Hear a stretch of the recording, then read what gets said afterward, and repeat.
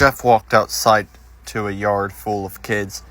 They were running around in weird cowboy costumes and shooting each other with plastic guns. He might as well be standing in a Toys R Us. Suddenly, a kid came up to him and handed him a toy gun and a hat. "Hey, wanna play?" he said. No, kid, I'm way too old for this stuff." The kid looked at him with that weird puppy dog face. "Please," said the kid. "Fine," said Jeff. He put on the hat and started to pretend to shoot at the kids. At first, he thought it was totally ridiculous, but then he started to actually have fun. It might not have been super cool, but it was the first time he had done something that took his mind off Lou. So he played with the kids for a while until he heard a noise, a weird rolling noise. Then it hit him. Randy, Troy, and Keith all jumped over the fence on their skateboards. Jeff dropped the fake gun and ripped off the hat. Randy looked at Jeff with burning hatred. "Hello, Jeff. Is it?" he said. "We have some unfinished business." Jeff saw his bruised nose. "I think we're even. I beat the crap out of you, and you get my brother sent to Jace DC. Randy got an angry look in his eyes. "Oh no, I don't go for even. I go for winning. Might have kicked our asses that one day, but not today." As he said that, Randy rushed at Jeff. They both fell to the ground. Randy punched Jeff in the nose, and Jeff grabbed him by the ears and headbutted him. Jeff pushed Randy off of him, and both rose to their feet. Kids were screaming and parents were running out of the house. Troy and Keith both pulled guns out of their pockets.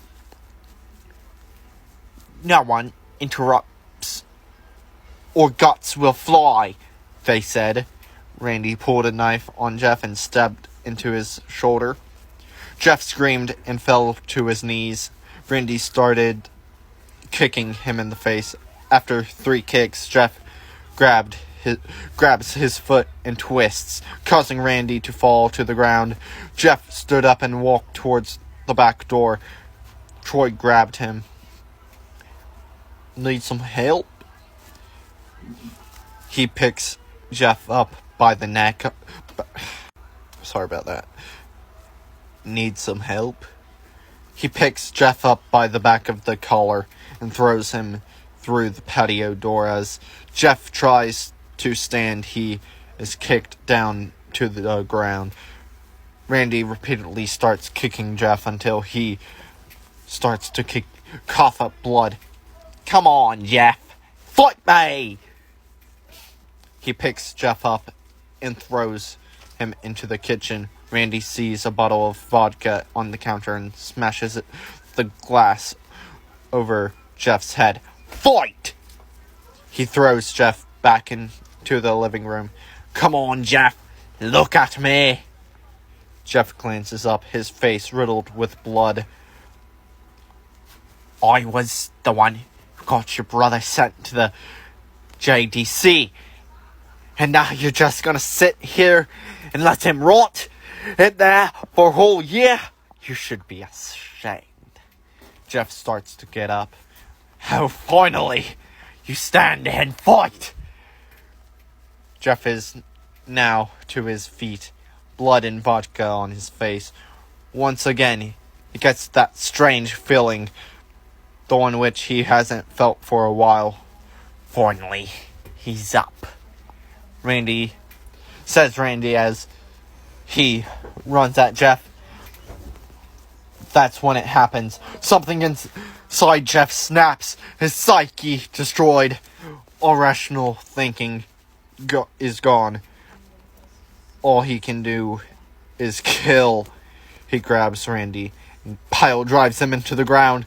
He gets on top of him and punches him straight in the heart, which the heart causes Randy's heart to stop as Randy gasps for breath. Jeff hammers down on him, punch after punch. Blood gushes from Randy's body until he takes the final breath and dies. Everyone is looking at Jeff now.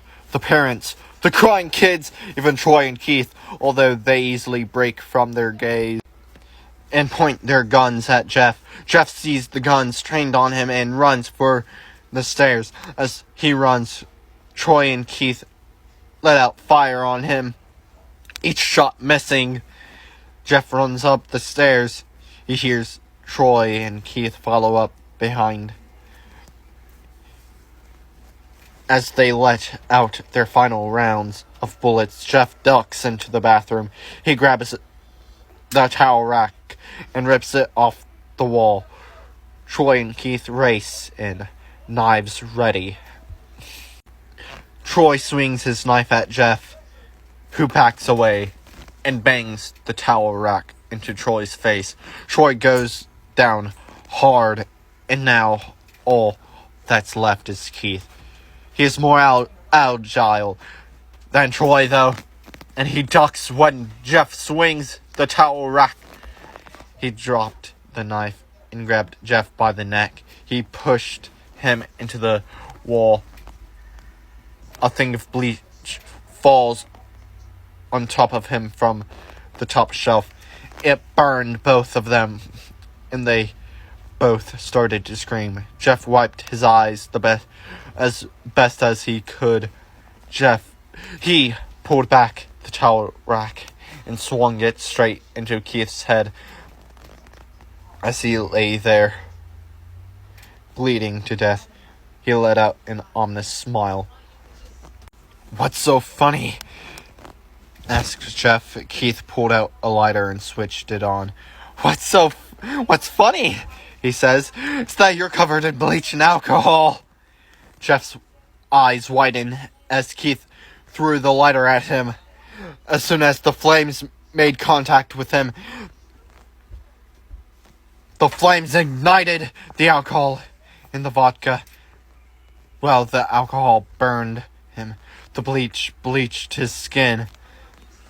Jeff let out a terrible screech as he caught on fire. He tried to roll out the fire, but it was no use. The alcohol had made him a walking inferno. He ran down the hall and fell down the stairs. Everyone started screaming as they saw Jeff, now a man on fire, dropped to the ground, nearly dead. The last thing Jeff saw was his mother and the other parents trying to extinguish the flame. That's when he passed out. When Jeff woke, he had a cast wrapped around his face.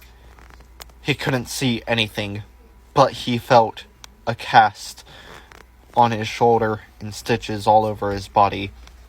He tried to stand up, but he realized that there were some tube in his arm. And as he tried to get up, it fell out, and the nurse rushed in. "I don't think you can get out of bed just yet," she said as she put him back in his bed and reinserted the tube. Jeff sat there with no vision, no idea what his surroundings were. Finally, after hours, he heard his mother.